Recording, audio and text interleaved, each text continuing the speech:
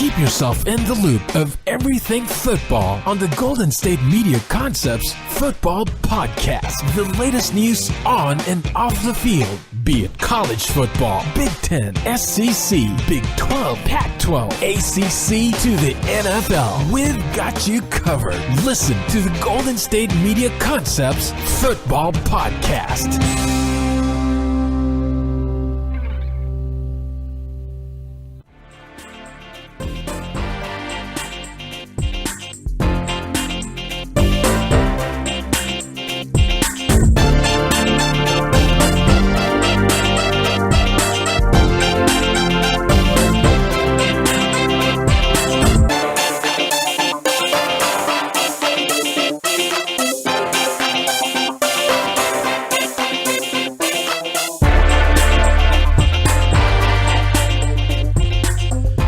Welcome, everyone, to the GSMC Football Podcast, brought to you by the GSMC Podcast Network. We have had a very eventful Week 5 in the NFL. We had some upsets, we've had some surprising blowouts, and we're going to continue on with this roll we're on.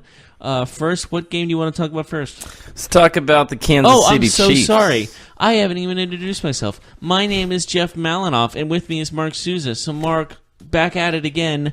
Who were you talking about, the Chiefs and the Jaguars? Was that what you were going to say? Yeah, let's go to Chiefs-Jaguars in the notable matchup. So, Chiefs, they take care of business as Blake Bortles has a tough day. And Patrick Mahomes doesn't have a tremendous game, but he didn't need to because his team dominated the Jaguars. They win 30-14. What are your thoughts? It was a statement game for sure for the Kansas City Chiefs. But we've seen them do this before. Like last year, they beat the Patriots in Week 1 very handily, and they ended up losing to the Tennessee Titans in the playoffs after going 5-0 and doing terrible after that. So, what I'm saying that let's hold our horses on setting them as the NFC or AFC champions right now. Yeah. Let's take a step back. They have a big game this weekend against Tom Brady in Foxborough as they travel to face the Patriots. I think we might know a little bit more after that one. Yeah. Even after that, I'm still holding my breath. So you thought Jacksonville, when we did our predictions on Friday, you picked Jacksonville to win. So you're a little surprised to see them kind of not be that competitive? They really didn't try, and it was a very frustrating game to watch, to say the least, if you're a Jaguars fan. So I would definitely put it as a very disappointing effort by the Jaguars. Yeah, definitely. I picked the Chiefs because they're at home, but yeah, you're right. It should have been a closer game, at least on paper. It wasn't, but Chiefs win. They get a pick six. It was just a sloppy game by the Jags. Chiefs defense played pretty well for, I think, the first time this season. Not sure if they can continue that. 5 interceptions off Blake Bortles. Well, yeah. I mean, it's Blake Bortles, but still 5 interceptions for that terrible secondary, which we thought was terrible. Do you still agree with them being bad, or do you think this was Yeah, the Chiefs, I think this was more about the Jaguars being careless and less about the Chiefs being good. But give credit to the Chiefs. They had opportunities to make plays, and they made them, So, what about, let's head on over to the NFC, into the Pacific Northwest. National Football Conference, okay. Let's go to the Pacific Northwest, where that's Seattle. Seattle Seahawks and what's left of their kind of their team now in the last couple of years, as that team's been a little bit dismantled and players have left. A little bit. Yeah. So what's left of the Seattle Seahawks, still a tough team to beat when they're playing at home. The Rams, they come into Seattle. A very contentious game. I was actually surprised to see the Seahawks play so well. What did you see? I guess we should start off by saying the Rams did win 33-31, but the Seahawks gave them all they could handle. It was a very shocking turn of events, to say the least, of the Seattle Seahawks trying to claw back to relevance against the Los Angeles Rams. But overall, I still think the Rams are the best team in the NFL. I think this was just, they struggled a little bit, but I think they're still the best team. Yeah, I'm with you there. Plus, in the game, Brandon Cooks and Cooper Kupp left with injuries, and they didn't miss a beat. they got that kid Josh Reynolds, 4th-round wide receiver. He had a decent game. Jared Goff in the offense, they lost a couple key members, but, he still had Todd Gurley out there who had 3 touchdowns on the day. Seattle did well, though. Chris Carson had a big game, 19 carries, 116 yards. Do you think Seattle is a playoff contender? No. Does this game change your opinion of them I know they didn't win, but being able to be so competitive in this game? Because we both predicted blowouts. No. Okay, so no. Yes, Seattle. No. And no. Seattle loses to the Rams. The Rams are still the darling in the NFC. Let's go back. We're going to go back to the AFC. You ready? Oh, we're going... No. Okay, I'm kidding. Let's go. All right. So this game was a matchup between an NFC team and an AFC team, but it took place in Pittsburgh. So we're going to call it in the AFC. The Steelers take care of business. They take down the Falcons in a very relatively easy affair yesterday.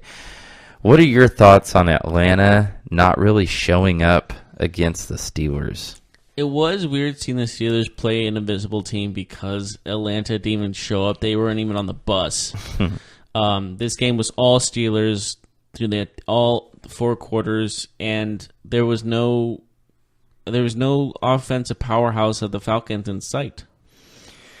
Yeah, in the entire second half, the Falcons were never within 10 points in the second half of the game. So disappointing. There's something to be said though when the Falcons play away on grass, when they're outside of the turf, they seem to be a different team. That's been their notoriety for the last couple of years. Do you agree with that? Like they just seem like a different team when they're not on turf. Even if they're away, when they play like on inside indoors, they seem to just be a better offense at least. Yeah, I would definitely say so. I would definitely say the field conditions are a key factor in these games with a high-powered offense like that. But I still think to be a high-powered offense, you need to do well on every single surface. Falcons are 1-4. Yeah, they've been disappointing throughout the first 5 weeks of the season, that's for sure. Yeah, absolutely. Any players stand out for you in this game or any notable? Connor, the running back for Pittsburgh. 21 carries, 110, and 2 touches. Nice game for the kid. Yeah, I would definitely put him as one of the top players of the game. Overall, though, what's very interesting to say the least is, what do you do when Le'Veon comes back? Do you start Connor or do you put in Bell? If Le'Veon Bell is your best running back, you have to play him. I mean, it'll take Bell a few games to get his legs, get his NFL conditioning down. But, I mean, what are you going to do? Not play Le'Veon Bell if he's healthy and sitting on the sideline? True, but have you heard of what James Harrison has said about this? I haven't, but it probably won't matter. He says Le'Veon should come back and fake an injury. Oh, yeah. That wouldn't be the worst idea for him long term. I wouldn't be surprised he did that, but that's pretty low. If he did that, he would lose a lot of respect, and it might affect his next contract. So, but with that being said, he would be looking out for himself. It's hard to say what you would do when we're not in that situation, but I don't know. So the Steelers, they get back on track. They're 2-1. Big win for them at home. They're a team too that when they play at home, they're really, really tough. This game though, you did pick the Falcons to win. It didn't work out. How about we move on? I'm keeping a tally, by the way, of our picks. Okay. Bengals beat the Dolphins 27-17. You had Miami winning this game. What are your thoughts? I really don't have much to think about because this game was kind of bland, don't you think? Yeah, it was. There wasn't much that's just. Even though it was a game where it was 2, 3-1 teams, it didn't feel like one of the big games this weekend. Yeah, absolutely. It was pretty disappointing. I thought the Dolphins had it, though. I mean, they were at one point winning this game 17-0, and they lose 27-17. The Bengals just went crazy in that fourth quarter. Did they have? I think they had 2 defensive touchdowns, if I remember correctly. Yeah, they had the 22-yard interception return, and then I think they ruled it a fumble return. So the Dolphins, it looked like they had a game won, and they just blew it. Yeah, this game could have been won, and you're right. You said it. They blew it, and but they were struggling this whole game, and they still almost won. What does that show for their opponents? Yeah, I'm not sure. So let's take a look at the Cleveland Browns, Baltimore Ravens. You went out on a limb and took Cleveland to win, and you were rewarded. Right. You were rewarded, sir. So yes. Tell me what you saw from the Browns in this game. They win 12-9 against the Baltimore Ravens. Well, Sweetums, let me tell you. I thought Baker Mayfield was going to be a factor, which he kind of was. It was a 12-9, 12-6 victory? 12-9 in a knuckleball field goal. In overtime.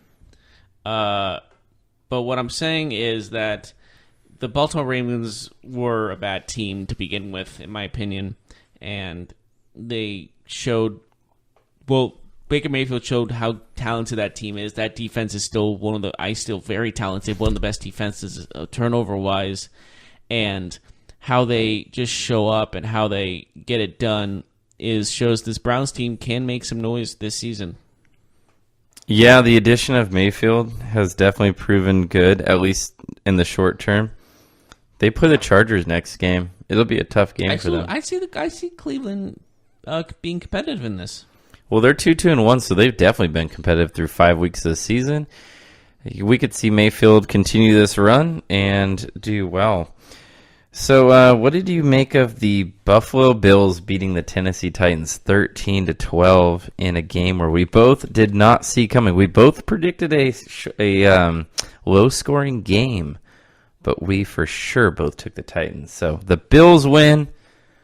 They get the win. Another boring game. 13-12. Yeah. That's not a lot of action. Not a lot of action. I don't even know what to make of the Bills. I still think they're one of the worst 2 teams in the NFL. I don't know anymore. I really just don't know. Do I put the Titans up in the worst? Do I put the Bills in the worst? I don't know. Stop making me guess myself, Buffalo. It is really hard.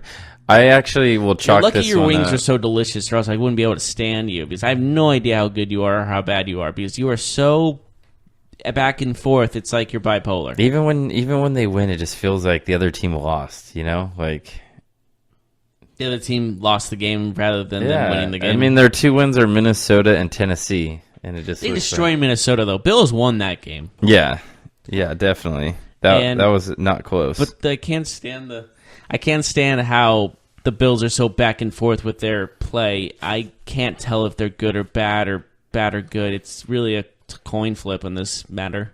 Yeah, so let's talk about the Lions.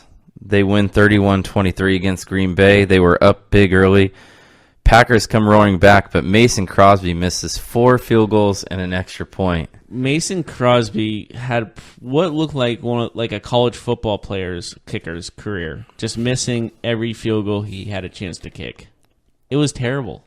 Yeah, that game was drastically different if Crosby makes some of those kicks. 13 points?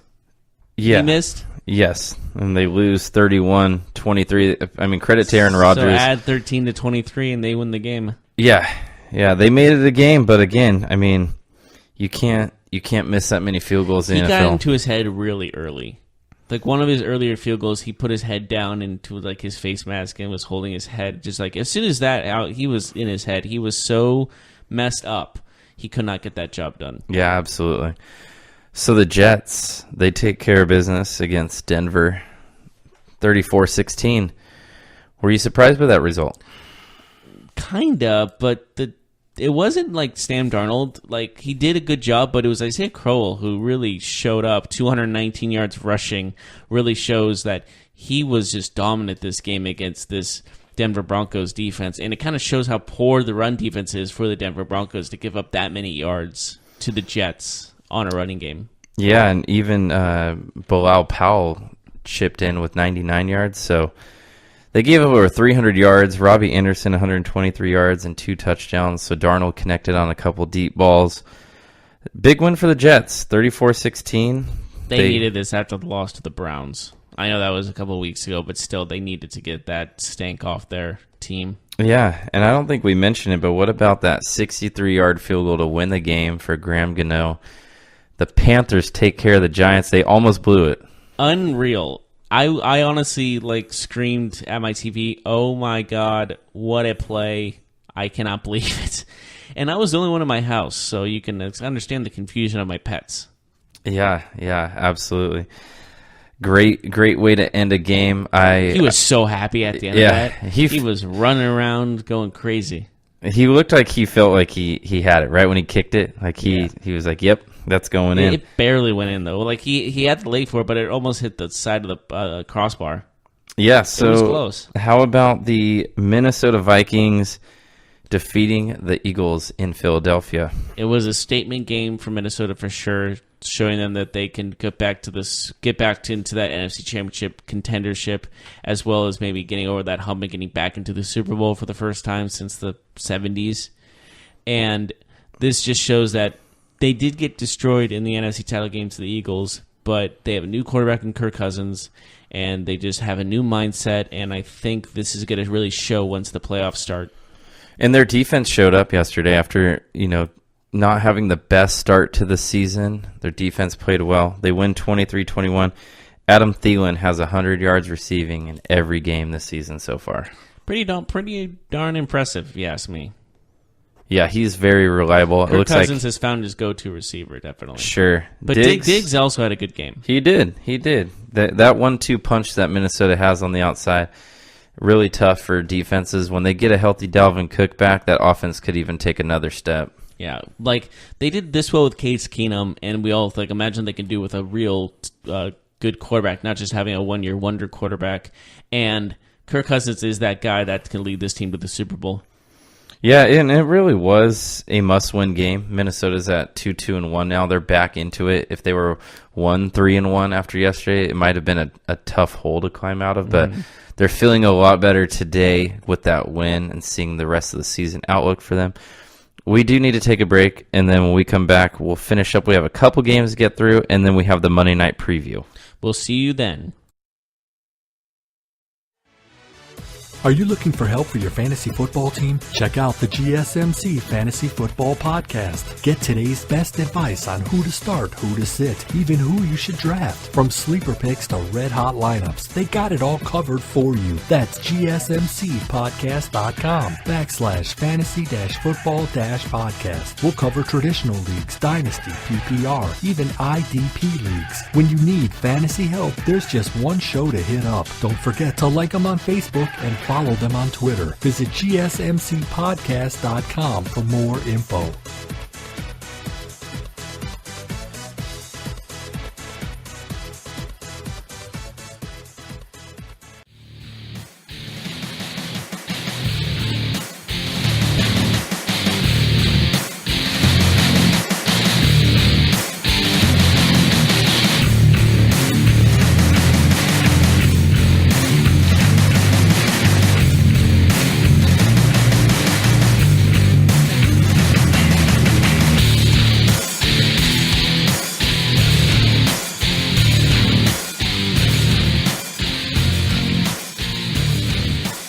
And welcome back to the GSMC Football Podcast. We've been talking about Week 5 matchups in the NFL and the outcomes. We still got more on the way. Who do you want to go after next? Let's talk about the 49ers and the Arizona Cardinals. That was a dud performance by the home team, the 49ers. Yeah, they lost to the 0-4 Cardinals. Turnovers. Everybody has a win now. Loss. Everyone has a win in the NFL. Yeah, it's a bummer. No 0-16 this year, people. So the Niners dominate the score or the box score, but they don't dominate the scoreboard. They turn the ball over 5 times. They create none. They lose a turnover battle 5-0. Fumbles and more fumbles and an interception, I think. I think 2 interceptions and 3. CJ Beathard just had a very bad performance this week. Yeah. He had So a good performance. He had a decent performance against the Chargers, and then just did not do well at all. the Cardinals really didn't do much on offense. They didn't need to because the Niners put them in favorable positions all afternoon. Yeah, it's absolutely. It was easy for the Cardinals to score because of how how short their field was during their drives. Let's stay out west. The Chargers take care of business against the Raiders, 26-10, and the most notable thing that happened this game was that Derek Carr threw an interception at the 1-yard line in the end zone and did not give the ball to Marshawn Lynch. Even though he promised Marshawn in 2017 that he would not do what he literally just did. Yeah, so He broke a promise. So once again, a Marshawn Lynch team does not hand him the ball at the 1-yard line, and they are And John punished. Gruden, of all people, didn't call that. Like, he loves running the ball. And he didn't run the ball on a 1-yard line to Marshawn Lynch. Granted, Marshawn Lynch is not as good as he used to be when he was with Seattle, but 1-yard line and you have a bruiser back, that's what he's for. That's what he's literally made for. So the Chargers improved to 3-2. They're back on track after a tough first few games of the schedule for them. So the Raiders are also 1-4, like the 49ers and the Arizona Cardinals. And then the last game of Sunday to On West Coast recap. teams are doing pretty bad. Yeah. Last game to recap for Sunday was the Dallas Cowboys falling to the Texans in overtime in Houston, 19-16. Battle for Texas came out to Houston, taking it against the Dallas Cowboys. And I sound like the dude from NFL Films right now. So the Cowboys, Ezekiel Elliott could never really get on track during this game. The Texans stopped the run really, really well. The Cowboys defense played particularly well, but ultimately they scored 16 points in 5 quarters of football, and that's just not going to get it done. Yeah, granted, but just Dak Prescott didn't do very well. Ezekiel Elliott struggled, as well as just everyone on the offensive side of the Dallas Cowboys really struggled, and their defense did them no favors either. It was just a losing performance from both sides of the ball. Yeah, I mean, their defense played particularly well. They hassled Deshaun Watson most of the night. Granted, DeAndre Hopkins had a pretty good game. That's what I was talking about. They kind of, like DeAndre Hopkins at the end of the game. And he had that big play to win the game. That's what I was mainly talking about, DeAndre Hopkins' big play that led to them winning. That was a phenomenal play. He, I think, spun twice in that sequence. And I did say he was going to break out in fantasy. He did. And I was right. I mean, he didn't have the biggest fantasy football game, but he had a good game. solid game, yeah. Also, he got it done. Shameless plug, fantasy football podcast coming up after this show. Yes, and it will be on in the next. It will be probably on in the next couple of hours. Yeah, so let's talk about tonight's game, the last game of Week 5. Definitely fantasy football fans will probably have a big interest in tonight's game. We have the New Orleans Saints at home against New Orleans. Nolans. New We have the Nolans Saints at home against Alex Smith and those pesky Washington Redskins. Washington. So the Saints are favored by a touchdown tonight. How do you kind of see this game going? Let's talk about what to look for here. Saints take it in this one because of Kamara, and only Kamara is going to dominate that rushing defense of the Washington Redskins. And I think Kamara's going to have a career day. Maybe not career day, but he's going to be the focal point in that offense and get the job done for the New Orleans Saints. Question for you. Go for it. Is there a more exciting player in the NFL than Alvin Kamara? I can only say Todd Gurley is close to him, but other than that, no. Gurley might be better, but Kamara can take it to the house anywhere at any time, which is just...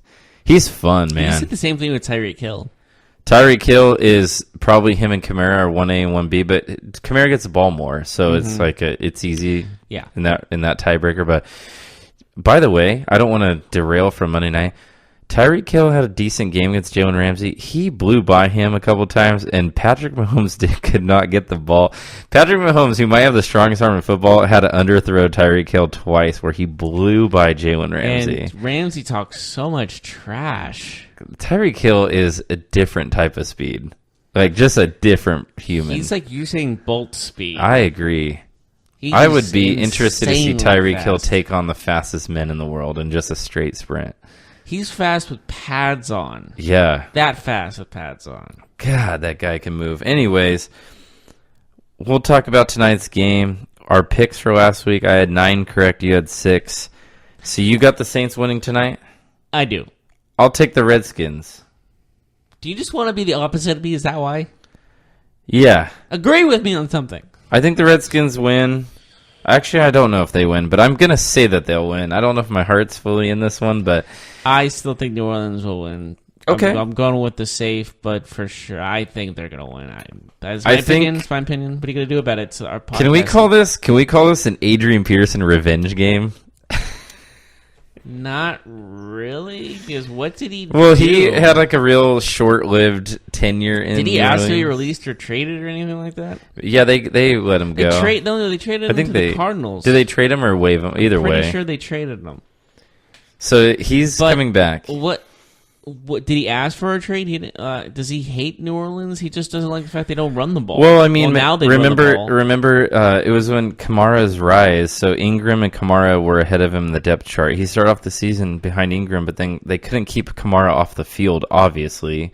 And then It's not their fault. no, They took Peterson. It's not out. their fault. I'm just saying They had a to revenge. go with the hot hand. I'm just saying a revenge game from his perspective. I'm not saying they. So you're the saying he's going Saints- to rush for what? 100 yards, 120 yards? I'd give him 100 yards and a touchdown. I'm going to give him less. I'll say he gets less than 100 yards and maybe a touchdown.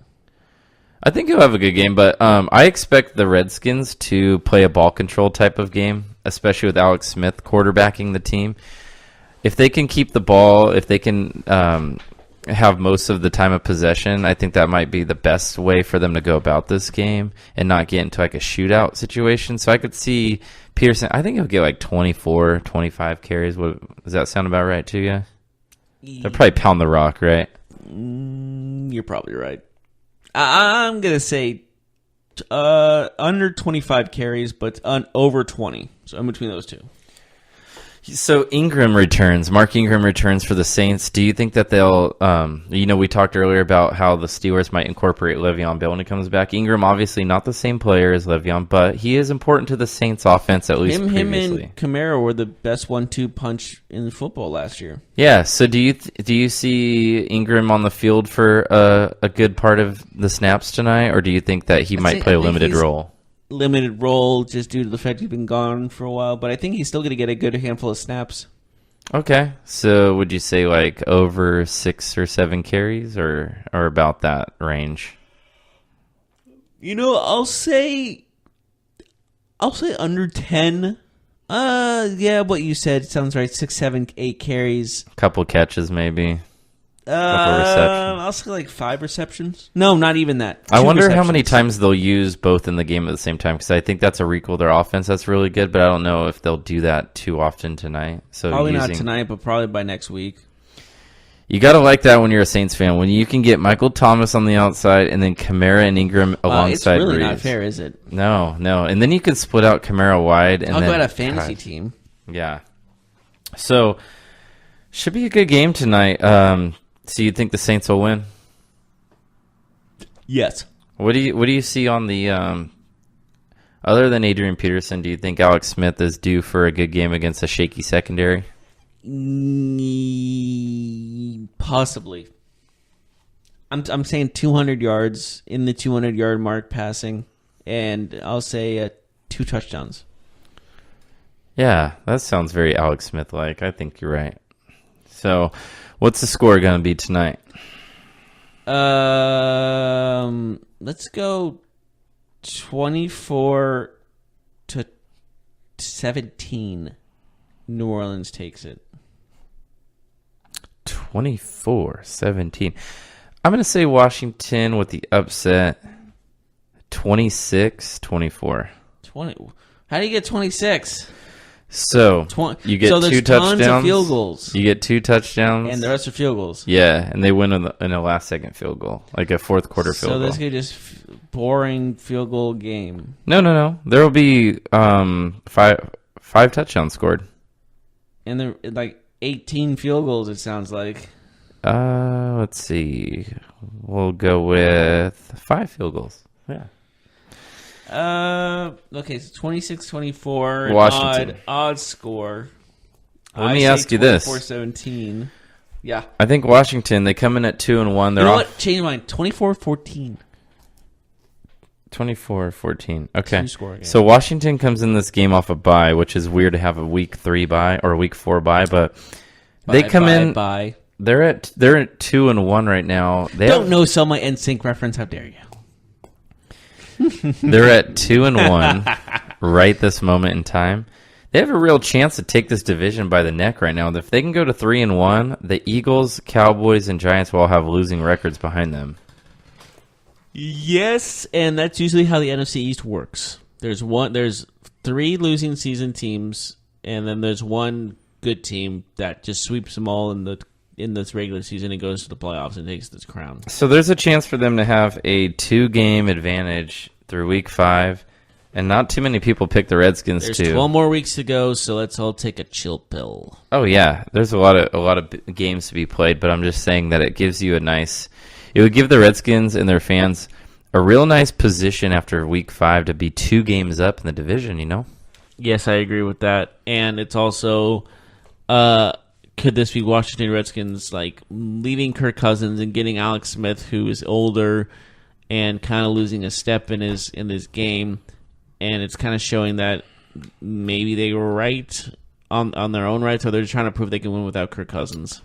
So, other than the score that you give me your standout performer of tonight's game. You know what? Michael Thomas. Michael Thomas. I think that's a great pick. He's due for a big game. He had a poor game under his standards last game, so I could see him getting back on track. I could see over 150 receiving yards. No, I lied. 120 receiving yards. Gotcha. For me, I'm going to go ahead and I think Adrian Peterson. I think Peterson breaks. You think this revenge game thing is going to work out? Give me 115 yards for AP and 2 TDs. So, we'll see what happens tonight. We're going to take a quick break. When we come back, we're going to wrap up the college football matchups that just happened. We had a couple notable top 25 teams that lost, and we'll talk about them after this. Check out the show that's built on the MMA. From the UFC to extreme cage fighting, they got the fights covered. Check out the GSMC MMA podcast. Get the latest news on past or upcoming fights. Join us as we talk to and about some of the biggest names in the MMA, past, present, and future. When it's the fight game, there's just one show to check out. GSMCpodcast.com/MMA-podcast. Don't forget to like them on Facebook and follow them on Twitter. Visit GSMCpodcast.com for more info.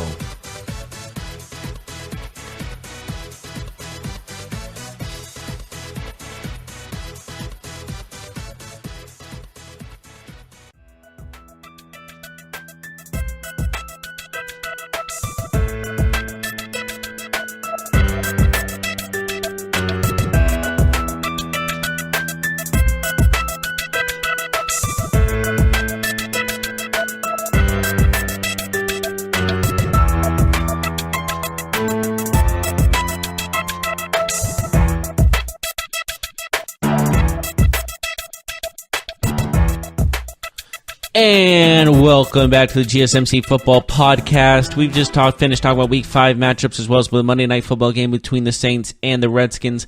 Now we're going to go on to college football. I'm going to ask you to play a little game with me. I want you to guess who are the top. You know who number 1 is, obviously, but do you know who number 2 is? And so on and so forth? Georgia 2? Yeah. Ohio State 3. Clemson okay. 4. Not as fun as I thought it was going to be. Okay, go from 6 to 11. So Notre Dame jumped to 5, right? Yeah. Okay. 6. Ooh. I'm not looking at the rankings. I'm just looking at this last week's score. So Auburn definitely dropped out. Washington You're turning away from me. I think you're cheating. Washington moved in the top 10. Well, I'm going to put them in. Let me see your phone so I know you're not cheating. I'm just looking at. Okay. I'm just looking at the scores. Okay, he's good. He's good. Just to make sure I didn't miss. Obviously LSU. I'm going to say LSU drop. You said it earlier, but I definitely forgot. They dropped to like 11, did you say? LSU? They're not number 11. I'll say that. No, 12 or 13? They are 13. Washington. They have to get in the top 8. You say that's number 6? Sure. They are number 7. Close, but no cigar. Okay. I'll just give you a team name and you tell me. So West Virginia is 6. Yes. I'll give you another team name and you tell me what they're ranked. Texas. So Texas, they win. They upsetted Oklahoma. And we'll talk about that game in a second. But I will say Texas, they're in the top. They're like 11, maybe 10 or 11.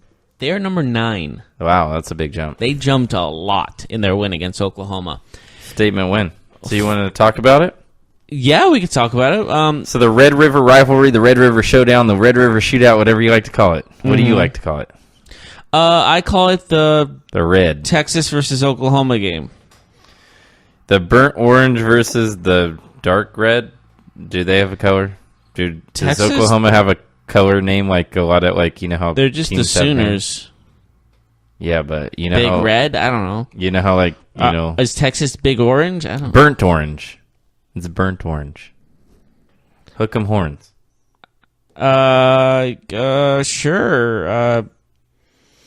So they won 48-45. They stop a Oklahoma comeback. They kick a field goal late. Mm-hmm. Cameron Dicker, 40 yards with 9 seconds to go after Kyler Murray had just put the team, the Sooners, the state of Oklahoma, on his back. Mm-hmm. Unfortunately for the young stud Kyler Murray, it wasn't enough. He tried. He definitely could win MVP of this game honors, but his team comes up short. So Texas, they finally get that statement win. They're having a pretty good season. Yes, they are. And now in the top 10, so the sky's the limit for them. Not national championship ambitions, though. But they're close. If they win out, they'll probably be in the playoff, wouldn't you say? If they win out, they got to move up 5 spots with 7. They or 8 need more every games other left. team to lose another game, though. Sure, but you could definitely see the teams in front of them losing at least one. Yeah, but All right, let me ask you this. Okay. Of the top 4 teams right now, okay, we'll even throw Notre Dame in there, okay? Top 5. Mm-hmm. How many of those teams will be undefeated when the season is over? How many? I'll say 2. Okay, so let's say 2 are, and I think you're right. 2 is about the sweet spot, right? I would probably say like that. 3 is probably too many. 1 is probably not enough. So if Texas runs the table, that means 2 of those teams will fall behind them in the rankings. More than likely. Yeah, but again, it's hard to say. It's so unpredictable, college football, and that's why I love it so much. But I will say that one of the teams that's going to remain undefeated is definitely going to be the Alabama Crimson Tide. Yeah, probably. Hey, I want to tell you something here about for Texas. It. Tell me.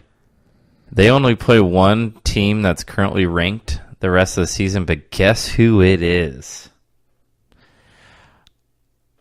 Alabama. It's not Alabama. Utah. It's actually no, it's not Alabama. I'll just tell you who it is. No. I'll say Georgia. No. LSU. No. Oklahoma. They just played them. Touche. I'm just trying to name any team I can think of. Notre Dame. No. Texas A&M. No. I'm just gonna tell you. No. I can do this. Am I getting close? No. Is it same state? No. They're playing conference. West Virginia. I was gonna guess at the 4th or 5th more pick. West Virginia is currently number 6. So if they run the table and beat a top 10 team, it would be really hard for them not to be in the college football playoff. So what do you see though? From Oklahoma, they fired their defensive coordinator Mike Stoops after the game. Isn't that right? That was the news that broke this morning? Yes, that's quite funny. Interesting. Somebody had to take the blame, huh? A little harsh, but it was interesting to say the least. we'll see what they do from here. Oklahoma, it's obviously a devastating loss for them. They're not out of it, though. I mean, again, like Texas, if they can run the table, you just never know. Teams are going to fall. Like, teams are going to lose. How about we talk about a big game that happened in the SEC? Number 5 LSU goes down against Florida. Big time going down. Florida unveiled Tim Tebow in the Ring of Honor. So they might have been feeling a little bit of extra juice. Ring of Honor. It sounds like a wrestling show. Yeah, so they go ahead. It's funny because there's actually a promotion called Ring of Honor. Sorry, I had to make a little reference to that. But anyways. So Florida just dismantled Why don't you LSU. tell us where Florida's ranked now after that huge win? They are 14 last time I checked. They are 14. So they went from 22 to 14. Nice jump for them. You know, Auburn went from number 8 to 21 after their loss to Mississippi State 23-9. I understand that. That was a brutal loss. That's a big drop. That's probably the biggest drop of the rankings. Well, they lost to actually, no. Stanford probably is the biggest drop since getting destroyed by Utah. They're now not even ranked. They went from 14 unranked. Yeah. Those two teams had devastating loss. Not just who they lost to, but the way they lost. It makes a big importance to how far you fall by how you lose. You can't just if you lose a game where you're playing a tough team and it's close, that's different than getting blown out by just a team that you are should win by 3 or 4 touchdowns. Right. Let me ask you this: do you see any team from 5 to let's say 9? Getting to the number 4 spot or higher to get into the playoffs? Oh, yeah. Give me the teams, though. We got Notre Dame at 5. Notre Dame is 5, West Virginia 6, Washington 7, Penn State 8, and Texas 9. I'll put even UCF up there at number 10. I think Texas and West Virginia, one of those teams, they play each other, so I think maybe you get one playoff team out of them. You say the winner of that game goes to the playoffs? I mean, obviously, we're assuming that that's a relatively understandable statement because they're beating another top 10 team if they are remaining in the top 10. I will say that Texas's schedule. When I just told you that was the only team that was ranked that's left.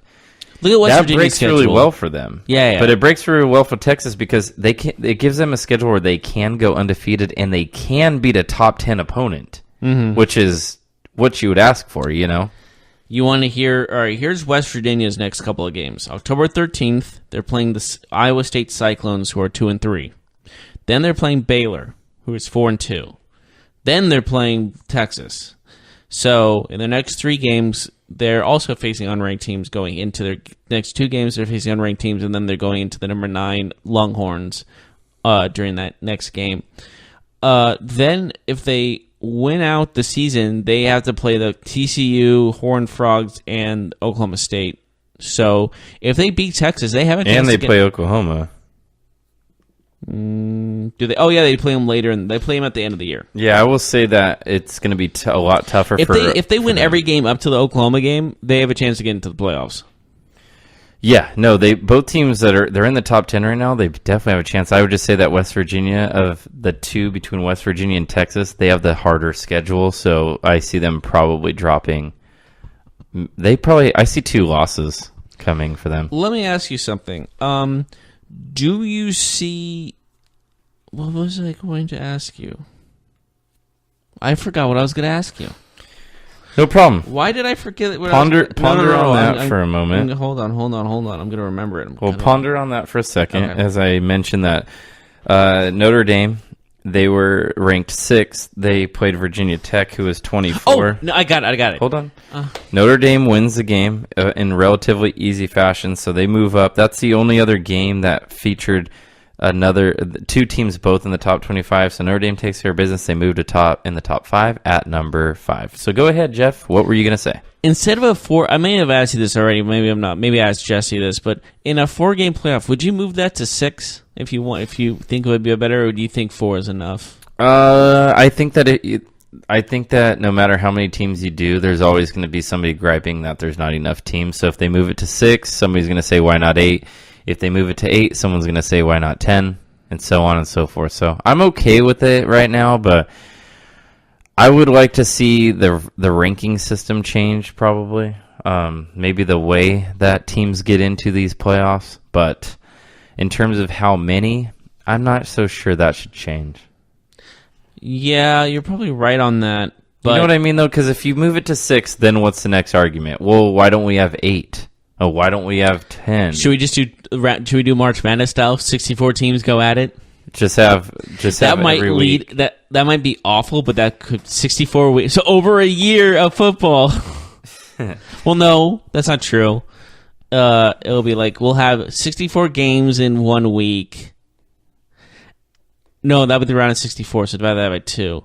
So like 30 games, and then we go down like to 20 games to 15, and so on and so forth. I'm just freeballing the math here, but I'm just saying that should they just do a March Madness? Like that'd be kind of fun. I mean, it'd be horrible for the players, injuries wise and stuff, but that'd be kind of fun. Yeah, impossible, but it would be fun. I agree. I mean, look at March Madness. I know basketball and football are completely different. March sports. Madness is a great tournament. It's probably the best tournament in sports. Yeah, I would agree with that. So, the top 5 again for us. Alabama, Georgia. Who's 3? You should know this. Why am I blanking right now? The Ohio State, Auburn. No. What? No, Auburn's 21. Sorry, who's 4? 4 is Clemson. Orange team, my bad. No. How dare you? Because Clemson and Auburn are 2 very different teams. Okay, but they're similar. Anyways. How? Calling you out on this. How? They both have orange in their uniforms. They're both very good programs. Auburn's primary is blue. Yeah, but they're orange. Orange outline. They're both in the South. You're in the South. They both are very awesome programs. But regardless, I think we'll go to a quick break. I think that's it for college football. So, again, Texas beats Oklahoma. Florida beats LSU. Notre Dame beats Virginia Tech. Not too much moving and shaking in the rankings, but there was a little bit we discussed. When we come back in the last segment, I want to talk about OBJ and his post-game comments. I want to talk about Jerry Jones and his criticism, maybe, of Jason Garrett. And then I want to play a little game with you where we give our power rankings for NFL coaching hot seats. What do you say, Jeff? I like it. We'll see you there. Check out the show built around the women of MMA. From the UFC to the extreme cage fighting, we got the fights covered. Listen. It's the Golden State Media Concepts Women's MMA Podcast. The latest news of upcoming fights, discussions of previous matches. Join us as we talk to and about the biggest names in women's mixed martial arts, past, present, and future. When it's the women's fight game, you know where to listen to. The Golden State Media Concepts Women's MMA Podcast.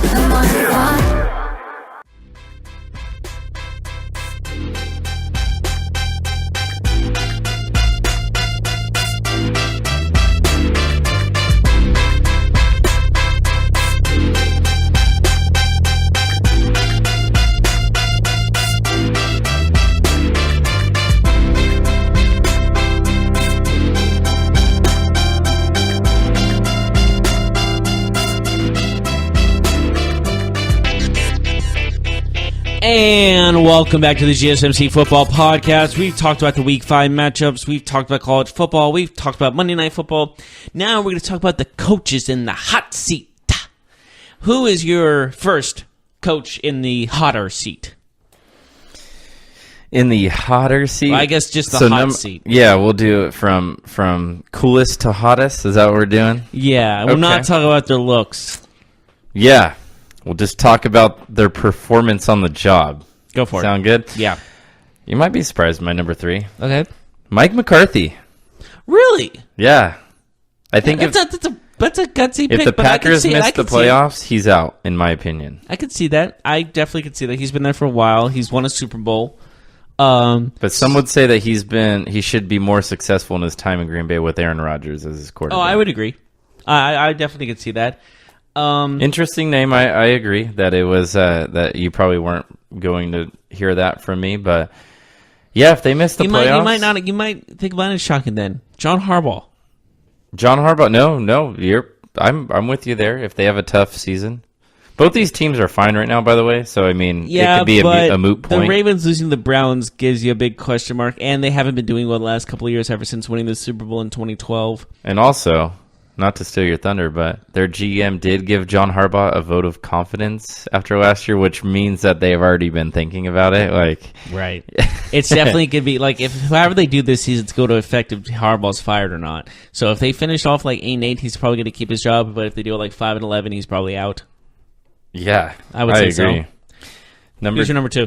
Hugh Jackson. Really? You're still going to put him up there after a 2-2-1 start? The hottest start he's had as a Browns. I'm putting him up there because if they go 5-9-1, or if they only win like 5 or 6 games, he's out. Yeah, in my opinion. They have to have a winning season for him to keep his job. Or 0-16, he still has a job. You think 5-9-1's not gonna be like, oh no, how dare you?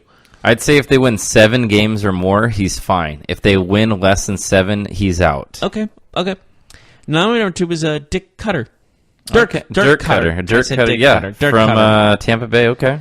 Yeah, how they started hot, but then they kind of just dropped off a cliff, and I think that's gonna be the final. The magic is over, right? Yeah, it's gonna be the final death toll for Cutter. That's for sure. That's your number 2? That's my number 2. Who's so number 1? I'll just jump in. That's my number 1. That's your number 1? Yeah, just because, don't tell me yours yet, but because I think the situation with him is that it's really tough. He's going back to Jameis Winston. I don't have faith that Jameis Winston's going to take this team to anywhere higher than 6 wins. So 6 is even a long shot.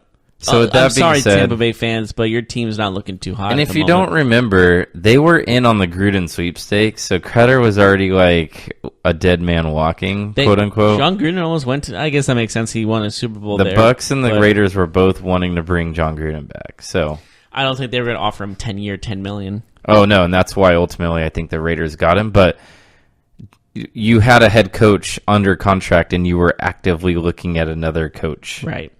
So my number 1 is John Gruden. No, I'm kidding. Jason Garrett. It's funny you said his name. Why? Because I had him as my number 4, my dark horse. Really? Oh, I'll write down my dark horse. Let me look at. Go ahead though and talk about Jason Garrett.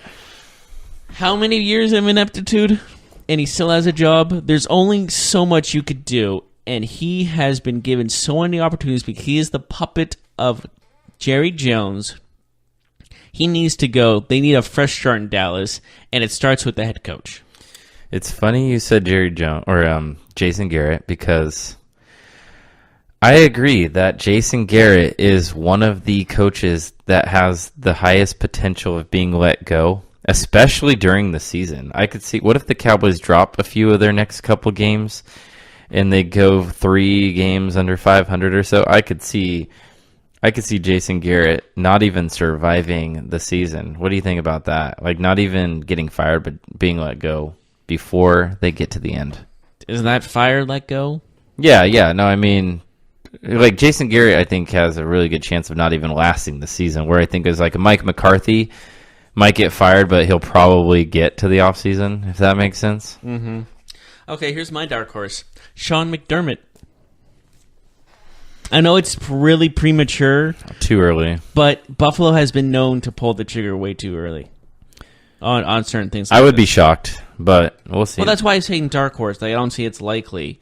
But I wanted to... how they've been starting and how badly they've been playing. I want to talk about your Jason Garrett conversation for a minute and Jerry Jones, because you segued perfectly into what I wanted to talk about, and that was...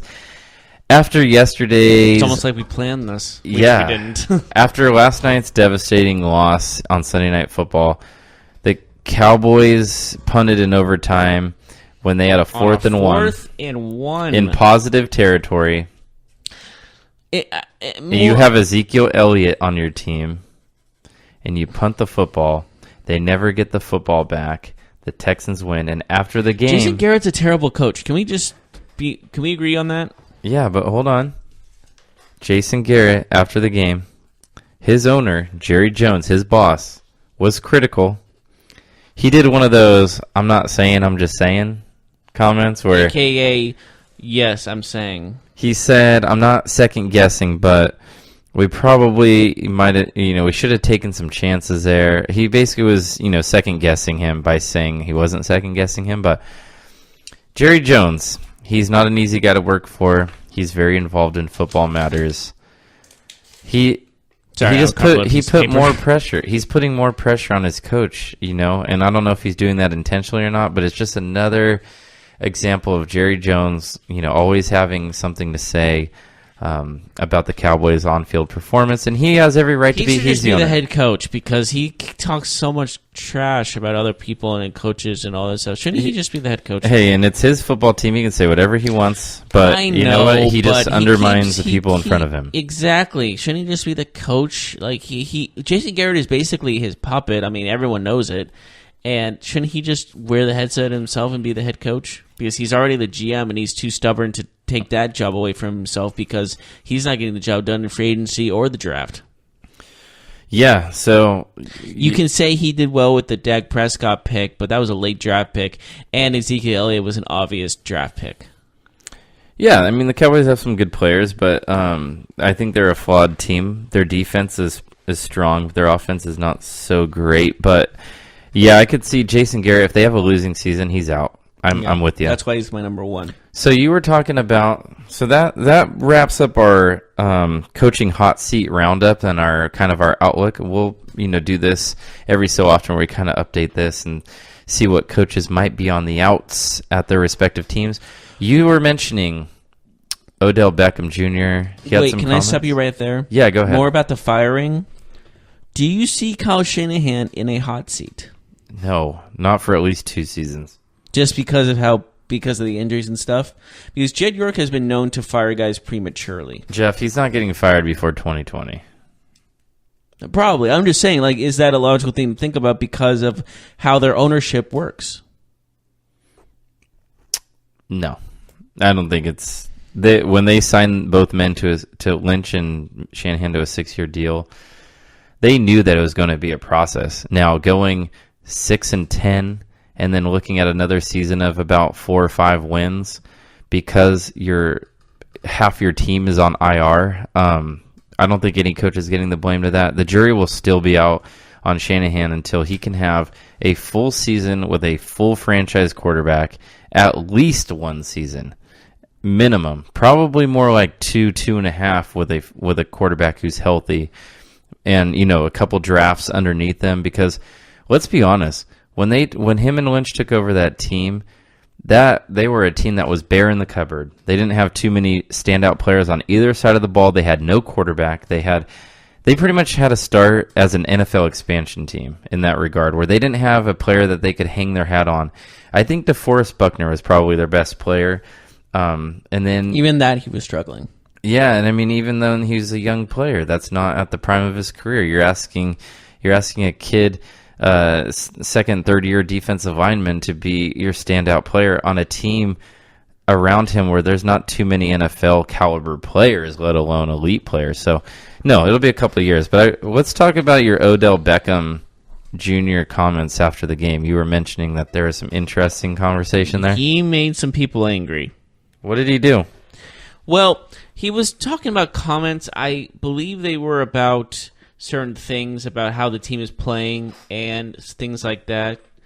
But overall, I really he just said something about maybe not being on the team next year or things like that. Sounded like he was critical of Eli. I'm trying to find the quotes exactly at the moment. Let me just find them. Yeah, so it sounds like he was critical of Eli Manning. He said he didn't regret any of his comments, so it was interesting. Did you see that he had a big part in that fumble in the game where they lost a touchdown there? He had a good game. He threw for a touchdown pass, which was interesting. Did you catch that play? Yeah, that was he threw it so high in the air, by the way. It's funny because Odell, he couldn't catch a touchdown pass. They struggled in the red zone getting him the ball, but that was a nice pass from him to Saquon Barkley. That was a fun play, one of the better plays of the Giants' season so far. Beckham, I mean, he was asked if there was an issue at quarterback. He said he didn't know. He said, I feel like he's not going to get out of the pocket. He's not. We know Eli's not running it, but it's a matter of time issue. Can he still throw it? Yeah. But it's been pretty safe, and it's been, cool catching shallow passes, trying to take it to the house. But I want to go over the top of somebody. So he was basically saying, like, he couldn't rule out the quarterback Eli Manning being an issue as the problem. Yeah, and I just read you his comments. So he just said, like, I just found them also. He said, I want to, it's cool catching short passes, but they need to utilize me down the field is basically what I got out of that. And I don't know if Eli's the guy to do it, is basically what it sounds like he said. Eli's at the end of his career. Let's get that straight. Did the Giants make a mistake by not drafting a quarterback? I think so. And we're going to talk about this all season, which is unfortunate.